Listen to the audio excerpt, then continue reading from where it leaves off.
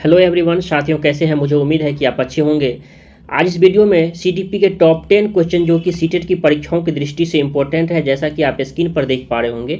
यह जो प्रश्न है जो बार बार परीक्षाओं में दोहरा रहे हैं, ठीक ना, तो क्यों ना इस प्रश्न को ऐसे सॉल्व करें जिससे कहीं भी परीक्षा में आगे आप जिस एग्जाम की तैयारी कर रहे हैं, ठीक ना, तो अगर आपका यह प्रश्न आता है तो आपसे गलती नहीं हो। एक एक करके चर्चा करते हैं और देखते हैं और समझने की कोशिश करते हैं कि सीटेट में जो शब्द का खेल है वह प्रश्न कहाँ से आखिर पूछा जाता है और कैसे पूछा जाता है।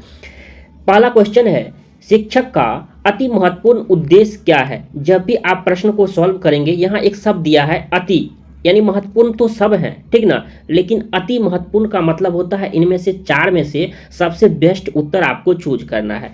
पहला ऑप्शन जैसा कि आप स्क्रीन पर देख पा रहे हो, आजीविका कमाना, ठीक ना, बच्चे का सर्वांगीण विकास करना, या पढ़ना एवं लिखना सिखाना, या बौद्धिक का हमारा विकास करना, बौद्धिक का विकास करना। देखिए सब इंपॉर्टेंट है। शिक्षक का अति, आजीविका उनका भी सही बात है। अगर पढ़ाते हैं तो उनसे क्या रहती है कि हमारे क्या होंगे कि उनके भी घर में फैमिली है, क्योंकि उनसे भी कुछ होता है। तो ऐसा माना जाता है कि एक शिक्षक का सबसे जो महत्वपूर्ण होता है बच्चे पर केंद्रित होता है कि बच्चे का किस प्रकार सर्वांगीण विकास हो। सर्वांगीण विकास का मतलब होता है उसके बौद्धिक विकास भी हो, ठीक ना, उसके शारीरिक विकास भी हो, ठीक ना, संवेगात्मक विकास भी हो, यानी बच्चों का किस प्रकार ऑल ओवर जो हमारा ऑल राउंड डेवलपमेंट है वो हो। तो एक शिक्षक का सबसे महत्वपूर्ण कार्य यही होता है कि बच्चे का हमारा क्या हो, बच्चों का सर्वांगीण विकास हो। तो ये हो गया। इस तरह के प्रश्न आपको परीक्षाओं में देखने को मिलते हैं। जैसा कि आप स्क्रीन पर देख पा रहे होंगे, यह क्वेश्चन 3 बार सीटेट में आ चुका है। अच्छे से समझिएगा, एक डैश यहाँ रहेगा और एक डैश यहाँ रहेगा, ठीक ना, 1 और 2, ठीक ना, और भरना है रहेगा। ऐसे ही 1-2 क्वेश्चन आपकी परीक्षाओं में रहता है। तो क्या करना है, कहता है कि विशिष्ट अन्योन्य क्रिया का परिणाम विकास के विविध मार्गों और निष्कर्षों के रूप में हो सकता है। अगर क्वेश्चन समझ में न आए तो ठीक करना है, सेट करके देखना है कि क्या वंशानुक्रम और पर्यावरण की विशिष्ट अनुक्रिया का परिणाम विकास के विविध मार्गों निष्कर्षों के रूप में हो सकता है, या चुनौती 1 पर लेकर देखेंगे। ये मतलब हुआ फर्स्ट और ये हुआ मतलब 2, जैसे एक ये हुआ और 2 हुआ, ऐसे बनाना है। स्थिति को यहाँ रख के देखना और परिवर्तन को यहाँ रख देना है।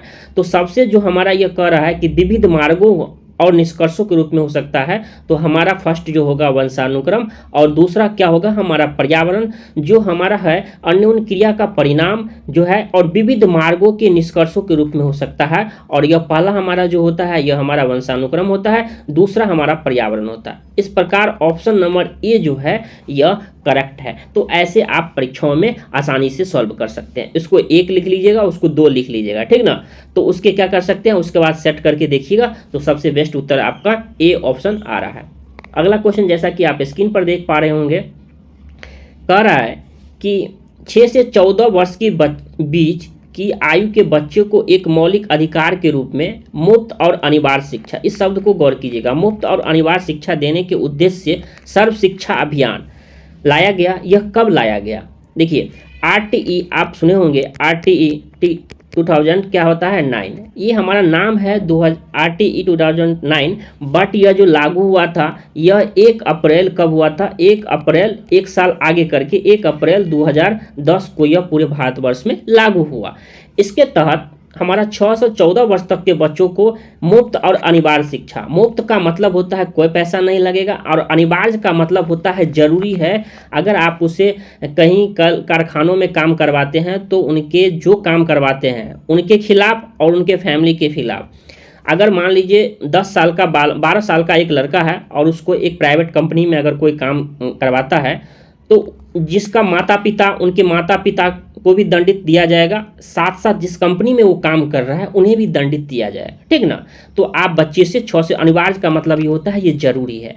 तो उसी के तहत एक सर्व शिक्षा अभियान आया था, सर्व शिक्षा अभियान, जिससे बराबर पूछा जा रहा है परीक्षाओं में। SSA क्या होता है, SSA मतलब सर्व शिक्षा क्या होता है, अभियान। सर्व शिक्षा SSA का क्या है, इसका फुल फॉर्म है सर्व शिक्षा अभियान, SSA उसे कहता है। कभी तो ऐसा देखा गया है, पूछा जा सकता है कि SSA का फुल फॉर्म क्या होता है, तो हमारा यह हिंदी में भी दे देगा सर्व शिक्षा अभियान। तो यह कह रहा है कि यह किस वर्ष से स्टार्ट किया गया, तो हमारा यह 2001 से हमारा जो सर्व शिक्षा अभियान था यह लाया गया। सर्व शिक्षा अभियान पहले लाया गया, इसी के तर्ज पर हमारा 2009 में RTE जो है 2009 लाया गया, यानी शिक्षा का अधिकार अधिनियम, इसके साथ साथ 1 अप्रैल 2010 को इसको लागू किया गया। तो सर्व शिक्षा अभियान की बात हो रही है उसमें, तो ये कब हुआ, यह 2001 में इसे लाया गया, शुरू किया गया। ठीक, तो ऐसे उसे 3 से 4 तरह के सवाल आपको देखने को मिला उसमें। तो ऐसे ही प्रश्नों को क्या करना है, तोड़ तोड़ के बनाना है, जिससे परीक्षाओं में गलती ना हो। उसके बाद अगला क्वेश्चन है, शिक्षक निम्नलिखित के लिए शिक्षण विधि सहायता सामग्री का उपयोग करते हैं। यानी कहता है एक शिक्षक जो है निम्नलिखित के लिए शिक्षण संबंधी सहायता सामग्री का उपयोग करते हैं। ठीक, कहता है बच्चों को प्रभावित करने के लिए, या टीचर जो है ये बच्चों को प्रभावित करने के लिए करते हैं, या शिक्षण को रोचक बनाने के लिए, या छात्रों को एकाग्रचित बनाने के लिए, या छात्रों के अंदर हमारा जो है शिक्षण रखने के लिए। तो कहता है कि शिक्षक निम्नलिखित के लिए शिक्षण संबंधी सहायता सामग्री, कोई भी अगर मान लीजिए टीचर जो है प्रोजेक्ट विधि से पढ़ा रहे हैं, ठीक ना, बच्चे टीचर जो है ये चित्र विधि से पढ़ा रहे हैं, तो क्यों पढ़ा रहे हैं, छात्रों को प्रभावित करने के लिए नहीं। देखिए इसमें सबसे बेस्ट जो होगा ये शिक्षण को रोचक बनाने के लिए, कि प्रोजेक्ट से पढ़ा रहे हो, ओ देखिए चित्र के द्वारा पढ़ा रहे हैं, आपको भी क्या लगेगा, रोचक लगेगा। अच्छा चित्र सर डायग्राम से पढ़ाते हैं, सर ऐसे पढ़ाते हैं, ठीक ना, तो हमारा यह क्या होगा, यह रोचक लगने का मतलब है आपका क्लास जो है ये अट्रैक्टिव लगेगा। बच्चे जो शोरगुल कोई भी काम करते हैं तो वो नहीं करके क्या करेगा, एकदम फोकस करेगा किस पे, पढ़ाई पे, क्योंकि शिक्षण को हमारा क्या करना है, रोचक बनाना है। तो एक टीचर का सबसे ये जो बेहतरीन काम होता है, और ये किसी भी शिक्षण शैली का हमारा जो प्रयोग करते हैं तो उसका मुख्य उद्देश्य होता है कैसे बच्चा समझे और क्लास को रोचक के रूप में लो। ऐसा नहीं है कि अच्छा बच्चा बोरिंग हो रहा है, ऐसा नहीं है कि ऐसा कुछ पढ़ाए जा रहे हैं और बच्चे क्या कर रहे हैं, बोरिंग हो रहे हैं, नहीं। देखिए अब तो आपको पता होगा डिजिटल बोर्ड से भी पढ़ाया जा रहा है। डिजिटल बोर्ड से क्यों पढ़ाया जाता है, ठीक ना, क्योंकि उसमें क्या होता है, बच्चे चित्र देखते हैं, डायग्राम देखते हैं, तो उन्हें क्या लगता है, अच्छा लगता है, तो उस पर भी ध्यान एकाग्रचित करके रखते हैं। एकाग्रचित करने का मतलब होता है, आप कह सकते हैं किसी भी हो सकता है, लेकिन एकाग्रचित क्यों किया जाता है, क्योंकि उसको रोचक बनाने के लिए, क्यों, उसको उसमें उसके अंदर बच्चों के अंदर जो जिज्ञासा है उसको लाने के लिए, ठीक ना। तो ऐसे प्रश्न आपको भी परीक्षाओं में देखने को मिलेगा। उसके बाद आपका है, कोई व्यक्ति एक प्रभावकारी तरीके से एक हुनर कैसे सीखता है। ठीक, देखिए अभी क्या कर सकते हैं, अभी आप प्रैक्टिस के लिए चारों ऑप्शन को समझने की कोशिश कीजिएगा। ठीक, परीक्षा हॉल में तो क्वेश्चन देखिए और आंसर दिमाग में आ जाना चाहिए, ये ऐसे रखना चाहिए, लेकिन अभी आप लर्निंग पीरियड में है, सीखने की ललक होनी चाहिए, जिसमें क्या कर सकते हैं, आप चारों ऑप्शन को पढ़ना है। ये उत्तर हुआ तो ये 3 क्यों नहीं हुआ, उस पर अगर आप ध्यान देते हैं तो सही मायने में आपकी बाल विकास की पकड़ जो है बहुत मजबूत हो जाएगी, बहुत ज़्यादा मजबूत हो जाएगी, ठीक ना। तो कहता है कोई व्यक्ति एक प्रभावकारी यानी इफेक्टिव तरीके से एक हुनर कैसे सीखता है, तो अवलोकन करके या सुनकर या पढ़कर या खुद करके। अगर मान लीजिए अगर आपने कोई काम किया, ठीक, अगर मान लीजिए वो खुद से करते हैं तो क्या होता है, वो आपको ज़्यादा देर तक रहता है। उसके बाद अगर आप खुद करते हैं तो दूसरे को भी बताते हैं कि मैंने ये खुद किया। और अच्छा एक बात और है कि अगर आप खुद करते हैं ना, अगर मान लीजिए कोई भी काम खुद करते हैं तो वो आप क्या करते हैं, जल्दी नहीं भूलते हैं। तो क्या कहता है, उसका मतलब होता है कैसे सीखता है। जैसे उन पर एक है खुद करके, तो क्या करना चाहिए, सीखना चाहिए, हम करके सीखते हैं, ठीक ना। तो इस प्रकार ऐसे है कि कोई भी काम जो है ये खुद करके जो सीखते हैं यह सबसे ज़्यादा यह इफेक्टिव होता है, ठीक ना। तो खुद से जो करके, इसीलिए बच्चों को खुद से करने पर ज़्यादा जोर दिया जाता है। उसके बाद यह कथन है, वातावरण वह बाहरी शक्ति है जो हमें प्रभावित करती है, किसने कहा है।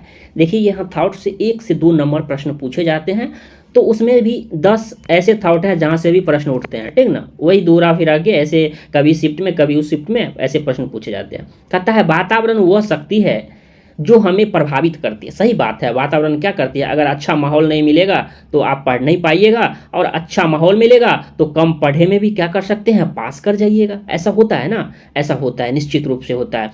तो कहता है वातावरण वह बाहरी शक्ति है जो हमें प्रभावित करती है, इफेक्टिव करती है। सही बात है, यह किसने कहा है, यह किस मनोवैज्ञानिक का कथन है, तो यह रॉस महोदय जी का कथन है कि वातावरण वह बाहरी शक्ति है जो हमें क्या करती है, हमें प्रभावित करती है। यह किस मनोवैज्ञानिक का कथन है, तो यह किसका है, रॉस महोदय जी का। तो ऐसे क्या कर सकते हैं, आप याद कर सकते हैं। तो ऐसे अगर आप देख भी लेते हैं ना इस वीडियो को, तो मेरे ख्याल से यह क्वेश्चन आपका देखते ही अगर आता है तो गलती नहीं होना चाहिए।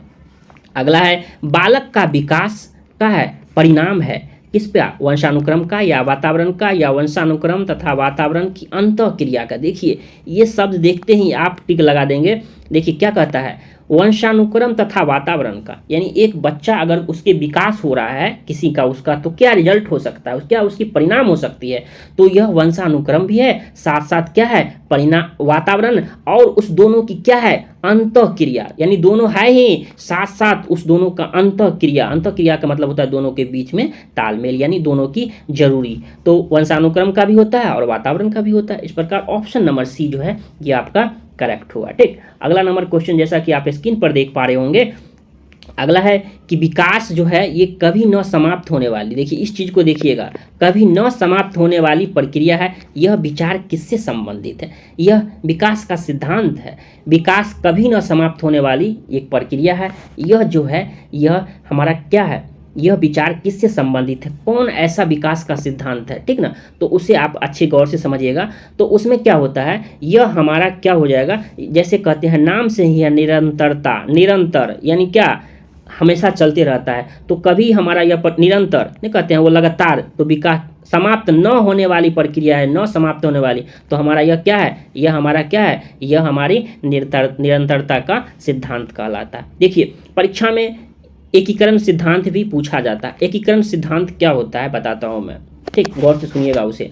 अगर मान लीजिए गाड़ी अगर आप सीख रहे हैं, गौर से सुनिएगा, अगर आप गाड़ी सीख रहे हैं, ठीक, अगर 4 चक्का आप गाड़ी सीख रहे हैं, स्कॉर्पियो बोलेरो गाड़ी सीख रहे हैं, अगर नए में सीख रहे हैं तो क्या कर रहे हैं, गाड़ी को आप यहाँ भी पकड़ेंगे, यहाँ भी पकड़ेंगे, और हमारा ये पैर हमारा क्या करता है, क्लच सब कुछ पर क्या है, ब्रेक सब पर आपका पैर रहेगा, सबकी निगाहें रहेगी, अच्छा कहीं ऐसा तो ना हो जाए। लेकिन जब आप इसे सीख लेते हैं तो क्या करते हैं, सिर्फ एक हाथ से पकड़े रहते हैं, एक हाथ से खाना खाते हैं, और एक हाथ से कभी अगर गर्लफ्रेंड मिल गया तो एक हाथ छोड़ भी देते हैं ना, फिर भी हाथ मिला लेते हैं। तो वही कहलाता है एकीकरण सिद्धांत। यानी कहने का मतलब यह है कि जब तक आपने नहीं सीखा है तब तक पूरे हाथ, दोनों हाथ को क्या करिएगा, हाथ पैर सबको पकड़ के रखते हैं गाड़ी को, कहीं मेरी गिर ना जाए। जब आप सीख जाते हैं तो क्या होता है, अगर उसी के बीच में अगर मान लीजिए आपकी गर्लफ्रेंड आ जाए, अगर हाथ मिलाना हो, तो जब ट्रेंड हो गए तो हाथ, एक हाथ से भी पकड़े हैं दूसरे हाथ से मिला लेते हैं हाथ, ठीक ना। तो ये हमारे क्या कहलाता है, यह हमें एकीकरण सिद्धांत कहलाता है, ठीक। उसके बाद जो हमारा यह है, यह क्या है, जैसा कि है अंतः संबंध का सिद्धांत, ठीक। मैं एक एक करके बताता हूँ। एकीकरण सिद्धांत समझ गए आप। अंतः संबंध में जो है यह 4 उसमें डोमेन का यूज किया गया है, ठीक ना। पहला शारीरिक, पहला क्या होगा मैं बता देता हूँ, शारीरिक, ठीक ना, आप समझने की कोशिश करेंगे, शारीरिक। उसके बाद आता है आपका संज्ञानात्मक, ठीक, क्या आता है, संज्ञानात्मक, ठीक। संज्ञानात्मक के साथ साथ इसका आता है एक संवेगात्मक और सामाजिक। उसमें क्या होता है, सभी का क्या होता है, अंतः संबंध होता है, अंतः संबंध होता है। अगर मान लीजिए अगर किसी लड़के को अगर उसकी गर्लफ्रेंड ने छोड़ दिया, मान लीजिए छोड़ दिया, ऐसा ना हो कि छोड़ दे, ठीक ना। तो जैसे यहाँ 4 जैसे मैंने बताया, तो संवेगात्मक तीसरा हो जाएगा, ठीक ना, संवेगात्मक, साथ साथ आपका एक हो जाएगा सामाजिक, ठीक, तो सामाजिक हो जाएगा, तो 4 हुआ। अगर मान लीजिए किसी दोस्त को, किसी लड़के को कि कोई गर्लफ्रेंड उसकी छोड़ देती है, तो क्या होता है, उसकी संवेगात्मक स्थिति क्या होता है, चिड़चिड़ापन, क्रोध, ये सब रहता है। तो उसको सोच लीजिए, अगर उसके अंदर ये आ गया, तो अगर ये आ जाता है तो ये भी आ जाएगा संज्ञानात्मक, यानी सोचने समझने, अरे यार छोड़ना। सामाजिक भी आ जाएगा, यार क्या मोह माया है, मेरी तो छोड़ के चली गई। यानी सब क्या क्या है, यह सबका अंतः संबंधित है, ठीक। उसी प्रकार अंतःक्रिया का सिद्धांत भी होता है, ठीक ना। तो इस प्रकार 4 जो है ये इस तरह से 4 जो है ABCD तो हमारा ऐसे पूछा जाता है। लेकिन यहाँ प्रश्न जो है, यह विकास कभी न समाप्त होने वाली प्रक्रिया है, तो हमारा यह ऑप्शन नंबर D यानी निरंतरता का सिद्धांत है। 102 का ऑप्शन नंबर D होगा। तो एकीकरण भी आपने समझा, अंतर संबंधित भी समझा, और अंतःक्रिया भी समझा, ठीक ना। तो इस प्रकार आप अच्छे से इसे क्या कर सकते हैं, बना सकते हैं, ठीक। एक स्पेशल वीडियो बना दूंगा जिसमें विकास के जो सिद्धांत है ना, तो अच्छे से डायग्राम देकर अच्छे से समझा देंगे, ठीक ना। उसके बाद है, एक अध्यापक की दृष्टि से कौन सा कथन सर्वोत्तम है। ये शब्द को देखिएगा, सर्वोत्तम है, यानी इम्पोर्टेंट तो सब है, लेकिन सबसे ज़्यादा सर्वोत्तम क्या है। प्रत्येक बच्चा सीख सकता है, कुछ बच्चे सीख सकते हैं, या अधिकतर बच्चे सीख सकते हैं, या बहुत कम बच्चे सीख सकते हैं। एक अध्यापक की दृष्टि से सबसे ज़्यादा इम्पोर्टेंट होता है क्या प्रत्येक बच्चा सीख सकता है। ऐसा हो सकता है अगर आप टीचर हैं तो आपकी पहली प्रायोरिटी ये होगी कि हर एक बच्चा सीख सकता है। जैसे यहाँ कुछ बच्चे सीख सकते हैं, ये भी गलत बात है, ठीक ना। कहता है कौन सा सर्वोत्तम है, सबसे इम्पोर्टेंट है, तो कुछ बच्चा क्यों सीखेगा, सब बच्चा सीख सकता है। अधिकतर बच्चे सीख सकते हैं, तो क्या कुछ बच्चे नहीं सीख सकते हैं, सीख सकते हैं। बहुत कम बच्चे सीख सकते हैं, ऐसा क्यों है, सब बच्चे सीख सकते हैं। तो बात आ रही है कि प्रत्येक बच्चा क्या कर सकता है, सीख सकता है, यानी ऑप्शन नंबर ए पर जा रहा है, ठीक। उसके बाद अगला नंबर जैसा कि क्वेश्चन देख पा रहे होंगे, कहता है वृद्धि का संबंध किससे है। देखिए वृद्धि का संबंध किससे है, आकार व भार से, केवल आकार से, केवल भार से, इनमें से कोई नहीं। तो वृद्धि जो होता है, ग्रोथ जो होता है, ठीक ना, तो हमारा ये आकार भी और इसका क्या है, वेट भी, ठीक ना। तो ये क्या होता है, ये दोनों इंपॉर्टेंट होता है और दोनों का इससे ग्रोथ से हमारा यह संबंध होता है, ठीक। उसके बाद अगला नंबर क्वेश्चन जैसा कि आप स्क्रीन पे देख पा रहे होंगे, आज का यह लास्ट नंबर क्वेश्चन जैसा कि आप स्क्रीन पर देख पा रहे होंगे, किशोरावस्था की अवधि पूछा जा रहा है, ठीक ना। हमारा यह पूछा जा रहा है किशोरावस्था की अवधि कितनी होती है, तो उसको क्या है अलग अलग मनोवैज्ञानिक ने अपने तरह से डिजाइन किया है। लेकिन 12 से इसमें 19 से 12 से 18 भी हो सकते हैं, ठीक ना। तो उस तरह से कहा जाए तो 12 साल से ऊपर बच्चे को ही किशोरावस्था में हमारा जो एडोलसेंस में रखा जाता है, ठीक ना। 12 से 19 वर्ष कहा गया है, लेकिन अलग अलग मनोवैज्ञानिक अलग अलग तरीके से इसको डिजाइन किया है, यानी कहा है कि इसकी उम्र इतना से इतना होती है, लेकिन शुरुआती जो है सबकी ये 12 वर्ष से ही स्टार्ट किए हैं, ठीक। तो इस वीडियो में आपने 10 क्वेश्चन जो कि सीडीपी के जो हमारा 10 क्वेश्चन जो था तो आपने देखा। तो ये वीडियो कैसा लगा तो कमेंट करके जरूर बताइएगा, नीचे कमेंट करके जरूर बता दीजिएगा। और इस चैनल पर पहली बार आए हैं तो प्लीज़ चैनल को सब्सक्राइब जरूर कर लीजिए। उम्मीद करता हूं कि आपको ये वीडियो पसंद आया होगा। फिर मिलते हैं अगली वीडियो में कोई नई टॉपिक के साथ, तब तक के लिए खुश रहिए। जय हिंद, जय भारत।